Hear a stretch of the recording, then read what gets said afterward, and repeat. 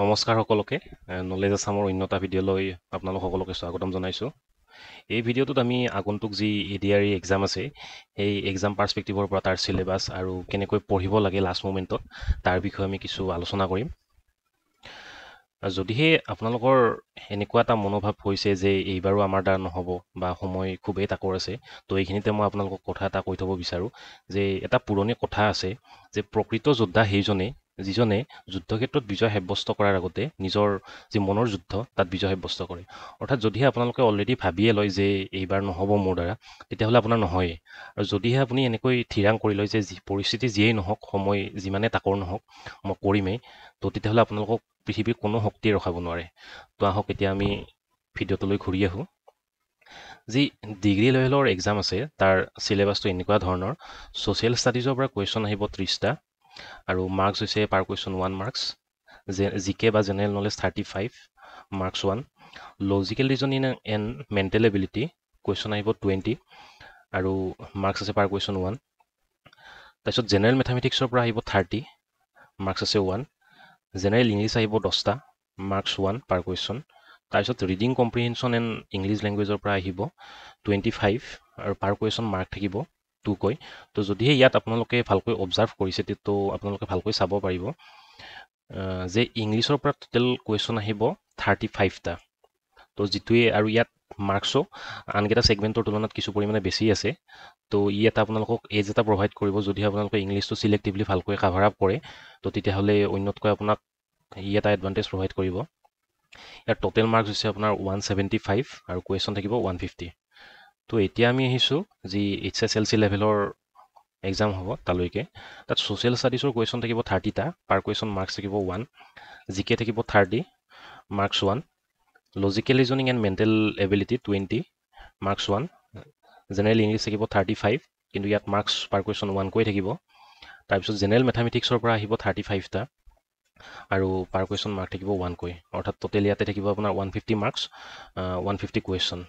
তো এতিয়া আমি চিলেবাছটো ডিটেইলছত চাবলৈ চেষ্টা কৰিম আৰু আপোনালোকক এটা আইডিয়া প্ৰভাইড কৰিম যে কেনেকৈ আপোনালোকে ইমান ৰিচোৰ্চৰ সাগৰত কেনেকৈ নিজকে নেভিগেট কৰাব। তো যেতিয়া আমি কাৰেণ্ট এফেয়াৰৰ কথা আমাৰ মনলৈকে আহে, তো ই এটা তাৰ নিজৰ মাজতে এটা বহুত ভাষ্ট ছাবজেক্ট হয়। কাৰেণ্ট এফেয়াৰ বুলি ক'লে যিকোনো ধৰণৰ আহি যাব পাৰে। তো সেয়েহে আমি ইয়াত চিলেক্টিভলি ষ্টাডি কৰাটো খুবেই প্ৰয়োজনীয়, কাৰণ ই আমাক আমাৰ এনাৰ্জি ছেভ কৰাৰ লগতে আমাৰ huge amount of time consume হোৱাৰ পৰা মানে আমাক বচাব। তো কাৰেণ্ট এফেয়াৰ বুলি ক'লে পোনপ্ৰথমে আপোনালোকে চাব নেশ্যনেল আৰু যিবিলাক ইণ্টাৰনেশ্যনেল নিউজ, যিবিলাক ট্ৰেণ্ডত আছে বৰ্তমান সময়ত, তো সেইবিলাক আপোনালোকে ভালকৈ কাভাৰ আপ কৰি ল'ব। তাৰপিছত আহিব আপোনাৰ এৱাৰ্ডছ এণ্ড অনাৰ। তো এইকেইটা আপোনালোকে আমাৰ অসমৰ পাৰ্সপেক্টিভৰ পৰা ভালকৈ চাই ল'ব। তো কোনবিলাক মুভিয়ে কি এৱাৰ্ড পাইছে, তো তেনেকুৱা ধৰণৰ কুৱেশ্যনবোৰ। কিছুদিন আগতে এমুঠি পুথিখনে কিবা এটা এৱাৰ্ড পাইছিলে, তো তেনেকুৱা ধৰণৰ কুৱেশ্যনবোৰ আপোনালোকে কাভাৰ আপ কৰি ল'ব, আমাৰ যিবিলাক আছামৰ পাৰ্সপেক্টিভৰ পৰা হয় তেনেকুৱা ধৰণৰ। তাৰোপৰি আৰু কিছুদিন আগতে এখন আৰু নতুন নেশ্যনেল পাৰ্ক এখন এষ্টাব্লিছ কৰিলে, তো এইবিলাক বিষয়ে ভালকৈ বিতংকৈ খুচৰি মাৰি চাই ল'ব। তাৰপিছত আপোনাৰ স্পৰ্টছ ইভেণ্ট বুলি ক'লে এতিয়া যিহেতু অলিম্পিক ট্ৰেণ্ডত আছে, তো অলিম্পিকৰ পৰা কুৱেশ্যন আপুনি হাইলি এক্সপেক্ট কৰিব পাৰে। তো আপোনালোকে অলিম্পিকৰ বিষয়ে ভালকৈ চাই ল'ব, আমাৰ ভাৰতবৰ্ষৰ কোনজন ক্ৰীড়াবিদে কি বিষয়ত কি মেডেল পাইছে তাৰ বিষয়ে আপোনালোকে ভালকৈ চাই ল'ব। তাৰপিছত আহিছে আপোনাৰ নিউ এপইণ্টমেণ্ট আৰু ৰেজিগনেশ্যন। উদাহৰণস্বৰূপে আমাৰ যিখন 16th ফাইনেন্স কমিশ্যন, সেই কমিশ্যনখনৰ অধ্যক্ষ হিচাপত কাক নিযুক্ত কৰা হৈছিলে, অৰবিন্দ পানাগাৰীয়া, কিছুদিন আগতে নিউজত আছিলে।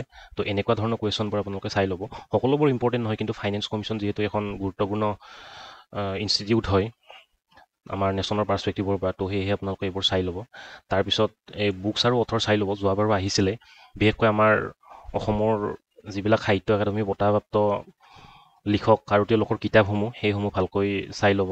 উদাহৰণস্বৰূপে আপোনালোকক এনেকুৱা ধৰণৰ আহি যাব পাৰে যে কিছুদিন পূৰ্বে যিহেতু পূৰবী বৰমুদৈৰ মৃত্যু হৈছিলে, তো পূৰবী বৰমুদৈৰ যিখন সাহিত্য একাডেমী বঁটাপ্ৰাপ্ত গ্ৰন্থ, সেই গ্ৰন্থখনৰ নাম কি আছিলে, তো এনেকুৱা ধৰণৰ কুৱেশ্যন আহি যাব পাৰে। তাৰপিছত ইম্পৰ্টেণ্ট ডে আৰু থিমবোৰ চাই ল'ব। উদাহৰণস্বৰূপে ধৰক এইবাৰ আমাৰ ৰিপাব্লিক ডেৰ থিমটো কি আছিলে, তো তেনেকুৱা ধৰণৰ কুৱেশ্যন আহি যাব পাৰে, বা আমাৰ আছামৰ টেবলো কি আছিলে। তাৰোপৰি ধৰক আপোনাৰ এইবাৰৰ যিটো ৰাইনো ডে, সেই ৰাইনো ডে থিম কি হয়, এনেকুৱা ধৰণৰ কুৱেশ্যন আহি যাব পাৰে, কাৰণ যোৱাবাৰো আহিছিলে। যোৱাবাৰ ৰাইনৰ ওপৰত এটা আহিছিলে যে ৰাইন'ডেৰ থিমটো কি আছিল, তো থিমটো এনেকুৱা ধৰণৰ হৈছিলে 5 ৰাইনো স্পেচিছ ফৰ এভাৰ, তেনেকুৱা ধৰণৰ। হিষ্ট্ৰী চিলেবাছটো খুবেই ডাঙৰ হয়, যদিও বা যিহেতু সময় খুবেই তাকৰ, তো গোটেইখিনি কাভাৰ আপ কৰাটো পচিবল নহয় আৰু গোটেইখিনি কাভাৰ আপ কৰাৰ প্ৰয়োজনো নাই।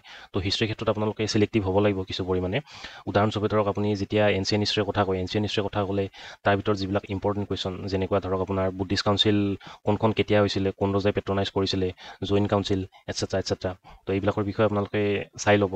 বা ধৰক কিছুদিন পূৰ্বে আমাৰ NCERT-ত ইণ্ডাছ ভেলী চিভিলাইজেশ্যন আৰু ঋগবেদিক এৰাৰ মাজত এটা চিমেট্ৰি থকাৰ বিষয়ে এটা নতুন পাঠ এটা সোমাই দিয়া হৈছিলে। তো তাৰ ওপৰতো কুৱেশ্যন আহি যাব পাৰে, তো এইকেইটা চাই ল'ব ভালকৈ তেনেকৈ। তাৰপিছত ধৰক যিবিলাক এম্পায়াৰ আছিলে, যেনে মৌৰ্য এম্পায়াৰ বা গুপ্তা এম্পায়াৰ, এইবিলাকৰ বেষ্ট ৰুলাৰ কোন আছিলে, তাৰোপৰি ধৰক শক্তিশালী ৰজা কোন আছিলে, এইকেইটা চাই ল'ব। মেডিভেল হিষ্ট্ৰীৰ পৰা কুৱেশ্যন অহা দেখিবলৈ পোৱা যায় 2-3টা, যোৱাবাৰো আহিছিলে। ইয়াৰ ভিতৰত আপোনালোকে এইকেইটা চাই ল'ব যে দিল্লী চুলতানেটৰ আণ্ডাৰত যিকেইটা ডাইনাষ্টি আছিলে, যেনে ধৰি লওক ইলাবাৰী ডাইনাষ্টি, এই ডাইনাষ্টিবোৰ কোনে এষ্টাব্লিছ কৰিছিলে, তাৰ অন্তিমজন ৰজা কোন, এইকেইটা চাই ল'ব আপোনালোকে। তাৰোপৰি যি বিভিন্ন ধৰণৰ আৰ্কিটেক্সাৰ নিৰ্মাণ কৰা হৈছিলে দিল্লী চুলতানেটৰ আণ্ডাৰত, উদাহৰণস্বৰূপে ধৰক কুতুব মিনাৰ কোনে নিৰ্মাণ কৰিছিলে, এজন ৰজা নাছিলে বাৰু, বাট ষ্টিল আপোনালোকে এই গোটেইকেইটা চাই থৈ দিব।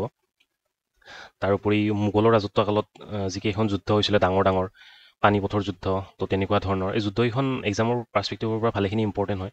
যুদ্ধকেইখন কাৰ কাৰ মাজত হৈছিলে, ফেমাছ বেটেলবোৰ, সেই বেটেলবোৰ আপোনালোকে ভালকৈ পঢ়ি ল'ব। কিমান চনত হৈছিলে, এই চনকেইটাও ইম্পৰ্টেণ্ট হয়।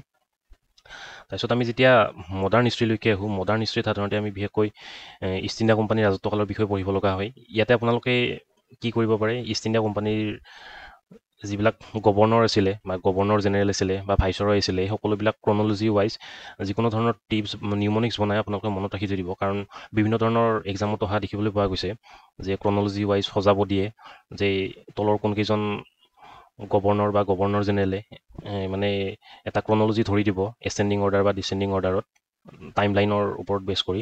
তো তেনেকৈ অহা দেখা গৈছে। তো আপোনালোকে এইকেইটা ভালকৈ মনত ৰাখি থৈ দিব যিকোনো ধৰণৰ নিউমনিক্স বনাই।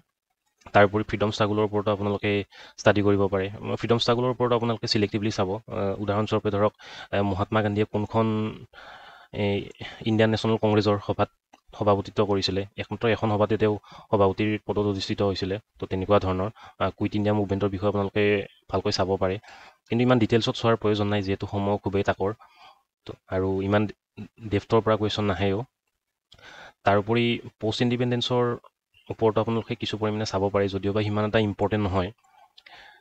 ৱৰ্ল্ড হিষ্ট্ৰী ADR পাৰ্চপেক্টিভৰ পৰা সিমান এটা ইম্পৰ্টেণ্ট নহয়। তো আপোনালোকে এইখিনি মোৰ দৃষ্টিভংগীৰে, যিহেতু সময় খুবেই কম, তো নাচালেও চলি যাব। খালি আছাম হিষ্ট্ৰী আপোনালোকে ভালকৈ কাভাৰ আপ কৰি ল'ব।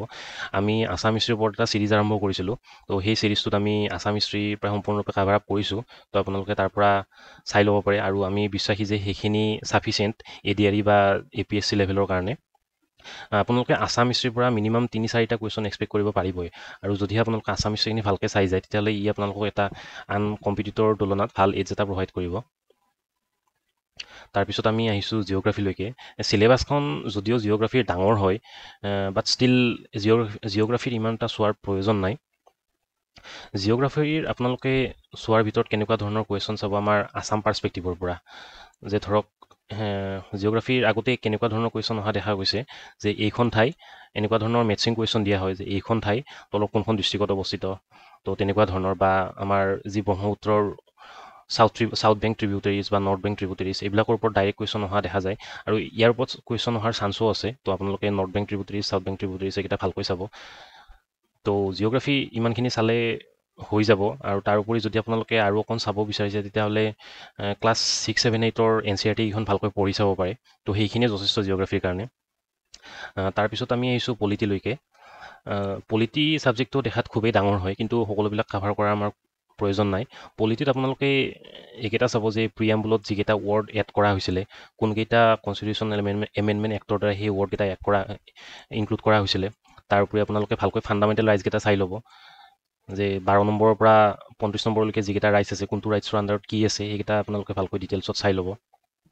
DPSP ইমান এটা ইম্পৰ্টেণ্ট নহয়, বাট ষ্টিল আপোনালোকে 4-5টামান ভালকৈ চাই ল'ব পাৰে। উদাহৰণস্বৰূপে UCC, যিটো নিউজত খুবেই থকা দেখিবলৈ পোৱা যায়, UCC কোনটো DPSPত আছে, ফৰ এক্সাম্পল 44ত আছে। তো এনেকুৱা ধৰণৰ চিলেক্টিভলি 4-5টামান আপোনালোকে চাই ল'ব। যি এইটোৱে আপোনালোকক এটা কনফিডেঞ্চ এটা প্ৰভাইড কৰিব, তো যিটো আপোনালোকৰ পাৰফৰ্মেঞ্চত এটা এক্সপেক্টৰ হিচাপত কাম কৰিব। তাৰোপৰি আপোনালোকে বিভিন্ন ধৰণৰ আৰ্টিকল চিলেক্টিভলি চাই ল'ব। উদাহৰণস্বৰূপে আমি বাজেটৰ কথা কওঁ, বাজেট কিমান নম্বৰ আৰ্টিকলত মেনশ্যন কৰা আছে 112, তাৰপিছত মানি বিলৰ বিষয়ে কিমান নম্বৰ আৰ্টিকলত মেনশ্যন আছে 110, তাৰোপৰি 1171 আৰু 1172টো মানি বিলৰ বিষয়ে মেনশ্যন কৰা আছে।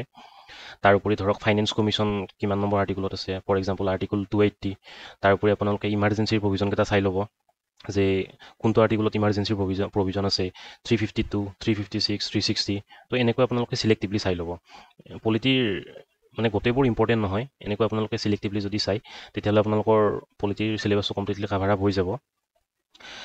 তাৰোপৰি এমেণ্ডমেণ্টবোৰ চোৱাটো খুবেই প্ৰয়োজনীয়, যে উদাহৰণস্বৰূপে পঞ্চায়ত এক্ট কিমান নম্বৰ এমেণ্ডমেণ্টৰ দ্বাৰা আমাৰ কনষ্টিটিউশ্যনত সোমাই দিয়া হৈছিলে। উদাহৰণস্বৰূপে ফৰ এক্সাম্পল 93 এমেণ্ডমেণ্ট এক্ট, তাৰোপৰি যিবিলাক আৰ্বান লোকেল বডিজ আছে সেইবিলাক কিমানৰ দ্বাৰা ইনক্লুড কৰা হৈছিলে 94ৰ দ্বাৰা। তাৰপিছত ধৰক কোনটো কনষ্টিটিউশ্যন এমেণ্ডমেণ্টক আপোনাৰ মিনি কনষ্টিটিউশ্যন বুলি জনা যায়, উদাহৰণস্বৰূপে এমেণ্ডমেণ্ট নাম্বাৰ 44।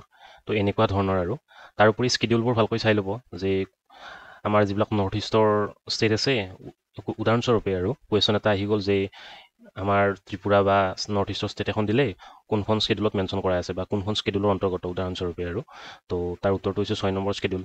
তাৰোপৰি আপোনালোক এনেকৈ সুধিব পাৰে যে 5 নম্বৰ স্কেডিউলৰ অন্তৰ্গত তলৰ কোনখন ষ্টেট হয়, তো তাত হয়তো আহি যাব পাৰে এনেকুৱা ধৰণৰ যিবিলাক নৰ্থ ইষ্টক বাদে যিবোৰ ট্ৰাইবেল বসতিপূৰ্ণ ষ্টেট আছে সেইবিলাকক 5 নম্বৰ স্কেলত অন্তৰ্ভুক্ত কৰা হৈছে। তাৰোপৰি 371 আৰ্টিকলটো আপোনালোকে বহুত ভালকৈ চাই ল'ব। এই 371ৰ আণ্ডাৰত ভালেকেইটা চাব ক্লজ আছে আৰু সেই গোটেইকেইটা চাব ক্লজৰ আণ্ডাৰত এখন ষ্টেট আছে। মোৰ এতিয়া ভালকৈ মনত নাই, ফৰ এক্সাম্পল 371 বিত হয়তো আমাৰ অসমৰ বিষয়ে আছিলে, 371 চিত আই থিংক ইউ পি আছিলে। ক্ষমা কৰিব যদি ভুল হৈছে, মোৰ ভালকৈ মনত নাই, কিন্তু 371টো আপোনালোকে ভালকৈ কাভাৰ আপ কৰি ল'ব। তাৰোপৰি আন এটা ইম্পৰ্টেণ্ট বস্তু হৈছে পাৰ্টছকেইটা। এই পাৰ্টছকেইটা আপোনালোকে ভালকৈ মনত ৰাখি থৈ দিব, কাৰণ পাৰ্টছকেইটাৰ পৰাও ডাইৰেক্ট কুৱেশ্যন আহি যায়। তো পলিটিৰ এইখিনি চালে হৈ যাব। তো এইখিনিতে মই আৰু এটা কথা কৈ থ'ব বিচাৰিছোঁ জিঅ'গ্ৰাফীৰ ফালৰ পৰা। জিঅ'গ্ৰাফীত আপোনালোকে কি কৰিব, যে কৰ্কট ক্ৰান্তি ৰেখা কোনকেইখন ৰাজ্যৰ মাজেৰে পাৰ হৈ গৈছে আমাৰ ইণ্ডিয়াৰ, বা গোটেই ৱৰ্ল্ডৰ কোনকেইখন কাউণ্ট্ৰিৰ মাজেৰে পাৰ হৈ গৈছে, বিষুৱ ৰেখা কোনখন কাউণ্ট্ৰিৰ মাজেৰে পাৰ হৈ গৈছে, এইকেইটা ভালকৈ চাই থৈ দিব। তাৰপিছত আমি আহিছোঁ ইকনমিলৈকে। ইকনমিৰ সাধাৰণতে আপোনালোকে যদিহে ষ্টেটিকতকৈ কাৰেণ্ট পৰ্চনটোক বেছিকৈ ফ'কাছ কৰে তেতিয়াহ'লে অলপ বেছিকৈ লাভান্বিত হ'ব। আপোনালোকে স্কিমবোৰ ভালকৈ চাই ল'ব পাৰে। উদাহৰণস্বৰূপে আমাৰ আছাম গভৰ্ণমেণ্টৰ যিবিলাক স্কিম, এইবাৰ ধৰক আমাৰ গভৰ্ণমেণ্টে এখন নতুন স্কিম ওলাইছিলে নিযুত মইনা স্কিম বুলি, নিউজত ভালেখিনি সময়ৰ কাৰণে নিউজত আছিলে। তো সেই স্কিমখনৰ প্ৰভিজন কেনেকুৱা আছিলে, তাৰোপৰি যি লাখপতি দিদি স্কিম, সেই স্কিমখনৰ আণ্ডাৰত মানে কিমান ইনচেণ্টিভ দিয়া যায়, বা কিহৰ ওপৰত ফ'কাছ কৰি সেই স্কিমখন মানে বাজেটত ইনক্লুড কৰা হৈছে। তো তেনেকুৱা ধৰণৰ কুৱেশ্যনবোৰ স্কিমৰ ওপৰত ডাইৰেক্ট কুৱেশ্যন আহে। যোৱাবাৰো আহিছিল, যোৱাবাৰ এটা আহিছিলে আপোনাৰ উড়ান স্কিমৰ ওপৰত আহিছিলে, তাৰ ফুল ফৰ্মটো সুধিছিলে। তো আমাৰ যিবিলাক ইণ্ডিয়ান গভৰ্ণমেণ্টৰ যিবিলাক মেজৰ স্কিম হয়, সেই স্কিমকেইখন আপোনালোকে মনত ৰাখিব, প্ৰভিজনকেইটা মনত ৰাখিব, আৰু তাৰোপৰি কিছুমান স্কিমৰ আপোনালোকে ফুল ফৰ্মকেইটাও মনত ৰাখি থৈ দিব পাৰিলে। তাৰোপৰি আমি আৰু আপোনালোকক এটা কথা কৈ থৈ দিওঁ, আছাম গভৰ্ণমেণ্টৰ যিকেইখন স্কিম আছে, ফৰ এক্সাম্পল অৰুণোদয় পোনপ্ৰথমবাৰৰ বাবে কেতিয়া লঞ্চ কৰা হৈছিলে, তো তেনেকুৱা ধৰণৰ পইণ্টবোৰো আমাৰ আছাম পাৰ্চপেক্টিভৰ পৰা, মানে অৰ্থাৎ অসমৰ স্কিমবোৰৰ কাৰণে সেইকেইটা মনত ৰাখি থৈ দিব। এইকেইটা খুবেই ইম্পৰ্টেণ্ট হয়, আহি যাব পাৰে। তাৰপিছত আমি আহিছোঁ ছায়েন্স এণ্ড টেকলৈকে। ছায়েন্স এণ্ড টেকত আপোনালোকে যদিহে ক্লাছ 9-10ৰ NCERT ভালকৈ পঢ়িছে তেতিয়াহ'লে কিছু পৰিমাণে কাভাৰ আপ হৈ যাব ষ্টেটিকখিনি। বাকী কাৰেণ্টখিনি কাভাৰ আপ কৰিবৰ কাৰণে নিউজত যিবিলাক ট্ৰেণ্ডত চলি আছিলে সেইবিলাক ছাফিচিয়েণ্ট হয়। আপোনালোকে নতুন নতুন মিছাইলৰ বিষয়ে পঢ়ি ল'ব, যে DRDOয়ে নতুন কি মিছাইল লঞ্চ কৰিছে, বা ইছৰোৱে নতুন কি মিছন লঞ্চ কৰিছে। তো এনেকুৱা ধৰণৰ। তো আপোনালোকে কিছুদিন আগতে সকলোৱে গম পাইছিলে যে আদিত্য L1 মিছন লঞ্চ কৰিছিলে। তো ইয়াৰ L1টো কি হয়, L1টো লাগৰেঞ্জ পইণ্ট হয়, তো সেইটো কি হয়। তো এনেকুৱা ইয়াৰ ওপৰত APSCত এটা কুৱেশ্যন আহিছিলোঁ। তো এনেকুৱা ধৰণৰ পইণ্টবোৰ আপোনালোকে মনত ৰাখি থৈ দিব। তাৰপিছত আমি আহিছোঁ আৰ্ট এণ্ড কালচাৰলৈকে। আৰ্ট এণ্ড কালচাৰটো খুবেই ইম্পৰ্টেণ্ট আমাৰ আছামৰ পাৰ্চপেক্টিভৰ পৰা। আৰ্ট এণ্ড কালচাৰৰ পৰা আপোনালোকে ধৰক 2-3টা কুৱেশ্যন যিকোনো এক্সামতে আছাম গভৰ্ণমেণ্টৰ এক্সপেক্ট কৰিব পাৰে। উদাহৰণস্বৰূপে আপোনালোকক দিলে যে তলৰ যিকোনো এটা ট্ৰেডিশ্যনেল ড্ৰিংকৰ নাম দি সুধিলে যে এইটো কোনটো ট্ৰাইবৰ হয়, বা যিকোনো এটা ফেষ্টিভেলৰ নাম দি দিলে, উদাহৰণস্বৰূপে ধৰি ল'লোঁ পৰাগ, তলৰ কোনটো ফেষ্টিভেলৰ হয়। তো এই ফেষ্টিভেলকেইটা আপোনালোকে ভালকৈ মনত ৰাখি থৈ দিব। যিমানবোৰ ট্ৰাইব আছে সেই সকলোবোৰ ট্ৰাইবৰ ফেষ্টিভেল, বেছি নহয়, বৰ বেছি 15-20টামান হৈ যাব। তাৰপিছত আপোনালোকে আৰু এই যিবিলাক ট্ৰাইবেল আছে আমাৰ অসমৰ, সেই ট্ৰাইবছবিলাকৰ যিবিলাক থলুৱা তেওঁলোকৰ খাদ্য সম্ভাৰ, সেই খাদ্য সম্ভাৰৰ বিষয়ত মানে অকণমান এনেই থুলমূলকৈ চাই থৈ দিব, যাতে যিকোনো ধৰণৰ অভাৱনীয় পৰিস্থিতিৰ লগত এক্সাম হলত মানে ফাইট কৰিব পাৰে আৰু তাৰোপৰি আমাৰ যিকেইটা ক্লাছিকেল ডেন্স আছে আমাৰ ইণ্ডিয়াৰ, সেইকেইটাৰ বিষয়ে পঢ়ি থৈ দিব। উদাহৰণস্বৰূপে আপোনালোক আহি গ'ল যে ভাৰতনাট্যম কোনখন ষ্টেটৰ লগত জড়িত, বা আহি গ'ল কুচিপুড়ি কোনখন ষ্টেটৰ লগত জড়িত, তো তেনেকুৱা ধৰণৰ। ইয়াৰ উপৰি আন কিছুমান ফল্ক ডেন্স আপোনালোকে মনত ৰাখিব, যিকোনো এক্সাম পইণ্ট অফ ভিউৰ পৰা সেইকেইটা ইম্পৰ্টেণ্ট হয়। উদাহৰণস্বৰূপে আপোনাক সুধিলে যে চাউ ডেন্স বা গৰবা ডেন্স কোনখন ষ্টেটৰ ফল্ক ডেন্স হয়, তো আগতে বহুত আহিছে তেনেকুৱা ধৰণৰ, তো এইবাৰো আহি যাব পাৰে, তো সেইকেইটা চাই থৈ দিব। তাৰোপৰি আমি সকলোৱে গম পাইছোঁ যে কিছুদিন আগতে আমাৰ ইণ্ডিয়াৰ আৰু দুখন ঠাইয়ে ইউনেস্কো ৱৰ্ল্ড হেৰিটেজৰ টেগ পাইছিলে। এখন আপোনাৰ শান্তি নিকেতন আছিলে, আৰু এটা আছিলে আপোনাৰ হয়েচালা টেম্পুল। তো এইকেইটাও আপোনালোকে অকণমান এনে ভালকৈ চাই থৈ দিব, যে মানে ক্ৰনলজিকেইটা চাই থৈ দিব, যে 41 নম্বৰত কি আছিলে আৰু 42 নম্বৰত কি আছিলে। তো তেনেকুৱা ধৰণৰ আৰু চিলেক্টিভলি চাব। তাৰপিছত স্পৰ্টছৰ কথা আপোনালোকক অলপ আগতে ক'লোৱেই। স্পৰ্টছত আপোনালোকে অলিম্পিকটোক অলপ বেছিকৈ ফ'কাছ কৰিব। তাৰোপৰি স্পৰ্টছত কি অহা দেখা যায়, যে যিকোনো এটা স্পৰ্টছৰ টুৰ্ণামেণ্টৰ নাম দি দিব। উদাহৰণস্বৰূপে ধৰি ল'লোঁ ডুৰাণ ট্ৰফি তলৰ কোনটো স্পৰ্টছৰ লগত জড়িত, বা আমি ধৰি ল'লোঁ উবেৰ কাপ তলৰ কোনটো স্পৰ্টছৰ লগত জড়িত, তেনেকুৱা ডাইৰেক্ট কুৱেশ্যন আহে। তো গতিকে আপোনালোকে এইকেইটা ভালকৈ চাই থৈ দিব। তাৰোপৰি এবাৰ এইকেইটাৰ ওপৰত চকু ফুৰাই যাব পাৰে, এই বছৰৰ অৰ্জুন এৱাৰ্ডী কোন হয়, ৰাজীৱ গান্ধী খেল ৰত্ন এৱাৰ্ডী কোন হয়, এনেকুৱা ধৰণৰ। তাৰপিছত আমি আহিছোঁ মেথামেটিক্সলৈকে। যদিহে আপোনালোকে মেথামেটিক্স আৰু ইংলিছ ৰিজনিংখিনি ভালকৈ চাই যায়, তেতিয়াহ'লে ই এটা আপোনালোকক এজ এটা প্ৰভাইড কৰিব আন কম্পিটিটৰৰ তুলনাত, কাৰণ ইয়াৰ ৱেইটেজটো বেছি হয়। আৰু যদি অকণমান আপোনালোকে ভালকৈ প্ৰিপাৰেশ্যন কৰে, তেতিয়াহ'লে এইখিনি আপোনালোকে ভালকৈ কৰিব পাৰিব এক্সাম হলত। কাৰণ ধৰক জিকেখিনি বহুত আনপ্ৰিডিক্টেবল হয়। জিকে যদি টান আহে, তেতিয়াহ'লে আপুনিও নোৱাৰিব আৰু আন বেলেগেও নোৱাৰিব। গতিকে সেয়েহে আপোনালোকে ফ'কাছটো অকণমান ইয়াত বেছিকৈ কৰা উচিত। ইয়াৰ ৱেইটেজটো কিছু পৰিমাণে বেছি হয়, যদিহে আপোনালোকে চিলেবাছখন আপোনালোকক অলপ আগতে দেখুৱালোৱে। মেথছৰ ভিতৰত আপোনালোকে পাৰ্চেণ্টেজ, LCM, HCM, ৰেচিঅ', প্ৰপৰ্চন, এইবোৰ সাধাৰণতে আমি ক্লাছ 9, 10ত কৰিয়ে আহিছোঁ। এতিয়া জাষ্ট আপোনালোকে অকণমান প্ৰেক্টিছ কৰিব একুৰেচিটোৰ কাৰণে। কাৰণ এক্সাম হলত যদি আমি প্ৰথমবাৰৰ বাবে কৰিব যাওঁ, আমাৰ এনেকুৱা লাগিব যে আমি এইবোৰ কৰিব পাৰিম, বাট মানে টাইম মেনেজমেণ্টটো আমাৰ তেতিয়া আহি নাযাব পটককৈ। তো তাৰ কাৰণে আপোনালোকে এতিয়াৰ পৰা অকণকৈ প্ৰেক্টিছ কৰক, এইখিনি হৈ যাব আৰামছে। তাৰপিছত square roots, triangle, trigonometry, regular polygon, এইবিলাক চাই ল'ব। তাৰপিছত এইখিনি ৰিজনিঙৰ চিলেবাছ হয়, আপোনালোকে ভালকৈ এবাৰ চাই ল'ব। তো যদিহে আপোনালোকে, মই ক'লোৱেই আপোনালোকক আৰু এবাৰ কৈ দিছোঁ, যে ইংলিছ আৰু মেথছখিনি ভালকৈ চাই যায়, তেতিয়াহ'লে ধৰক আপোনালোকৰ এটা কনফিডেঞ্চ এটা বিল্ড আপ হ'ব, যে চিলেকশ্যন হ'ব বা কৰিব পাৰিম। তো তেনেকুৱা ধৰণৰ, কাৰণ জিকে যদি আপুনি নোৱাৰে, টান আহিছে, তেতিয়াহ'লে বেলেগেও নোৱাৰিব। তো এইখিনিৰ ওপৰত অকণ বেছিকৈ ফ'কাছ কৰক। আৰু ইংলিছৰ চিলেবাছ এইখিনি হয়: article, parts of speech, tense, subject, preposition, conjunction, sentence correction, synonyms, antonyms, এইকেইটা ধৰক নাই কমেও তিনিশটা চাই থৈ যাব।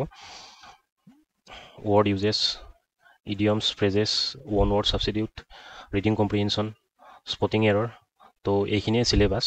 তো আপোনালোকক মই যিকেইটা টেকটিক্স দিলোঁ, তো যদি সেইকেইটা আপোনালোকে ইউটিলাইজ কৰে, তেতিয়াহ'লে আমি দৃঢ় বিশ্বাসী যে মই যিকেইটা টিপছ দিলোঁ আপোনালোকক, সেই টিপছকেইটা যদি ফ'ল' কৰে, তেতিয়াহ'লে নিশ্চয় আপোনালোকে বেটাৰ পাৰফৰ্ম কৰিব পাৰিব। সাধাৰণতে এক্সামটো এটা মাইণ্ডৰ গেম হয়। যদিহে আপোনালোকে মনেৰে ভাবি লয় যে কৰিব পাৰিমে বা জিকিব পাৰিমে, তেতিয়াহ'লে আপোনালোকে জিকিবই। গতিকে আত্মবিশ্বাসী হৈ থাকক, যিহেতু এইখিনি অন্তিম সময়। তো এইখিনি সময়ত মনোবলটো ভাঙি গ'ল মানে সম্পূৰ্ণৰূপে চব হাতৰ পৰা ওলাই গুচি গ'ল। তো সকলোলৈকে শুভেচ্ছা থাকিলে। তো আজিলৈ ইমানখিনিয়ে আছিলে। ধন্যবাদ।